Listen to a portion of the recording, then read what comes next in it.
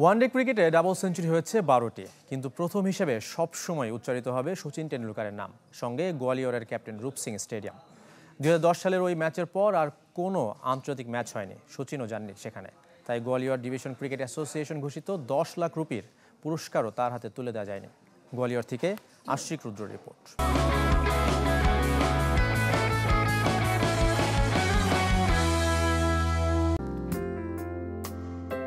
ভারতের তো বটেই, বিশ্ব ক্রিকেটের কিংবদন্তি শচীন রমেশ টেন্ডুলকার।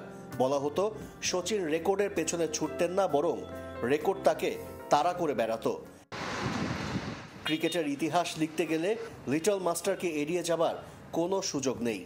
শচীন তেমনই এক ইতিহাস লিখেছিলেন গোয়ালিয়রের ক্যাপ্টেন রূপ সিং স্টেডিয়ামে।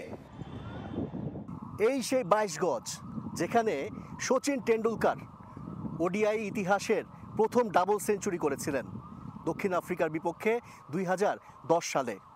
এরপর ১৪ বছর পেরিয়ে গেছে, এখন পর্যন্ত কোনো আন্তর্জাতিক ম্যাচ হয়নি গোয়ালিয়রের এই মাঠে। মাত্র ১৪৭ বলে ডাবল সেঞ্চুরি করেছিলেন শচীন। ইনিংসের শেষ ওভারে চার্ল ল্যাঙ্গেভেল্টের বলে সিঙ্গেল নিতেই উল্লাসে ফেটে পড়ে প্রায় ১৮,০০০ দর্শক। সেদিনের স্মৃতি এখনও স্পষ্ট মনে আছে গোয়ালিয়র ডিভিশন ক্রিকেট অ্যাসোসিয়েশনের সভাপতির। আমি স্টেডিয়ামেই ছিলাম, পুরো গ্যালারি ভর্তি মানুষ ছিল এবং সবাই দাঁড়িয়ে ছিল তার সেঞ্চুরি উদযাপন করতে। স্টেডিয়ামটি তার জৌলুস হারিয়েছে। বয়স ভিত্তিক টুর্নামেন্ট আর ইরানি কাপের কিছু ম্যাচ ছাড়া খুব একটা ব্যস্ততা থাকে না।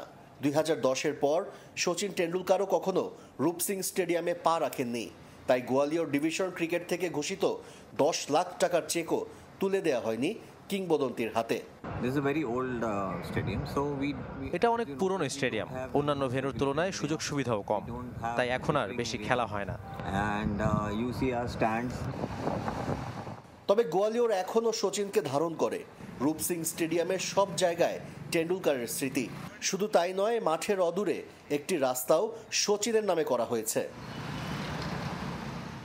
আশিক রুদ্র, চ্যানেল 24, গোয়ালিয়র, ভারত।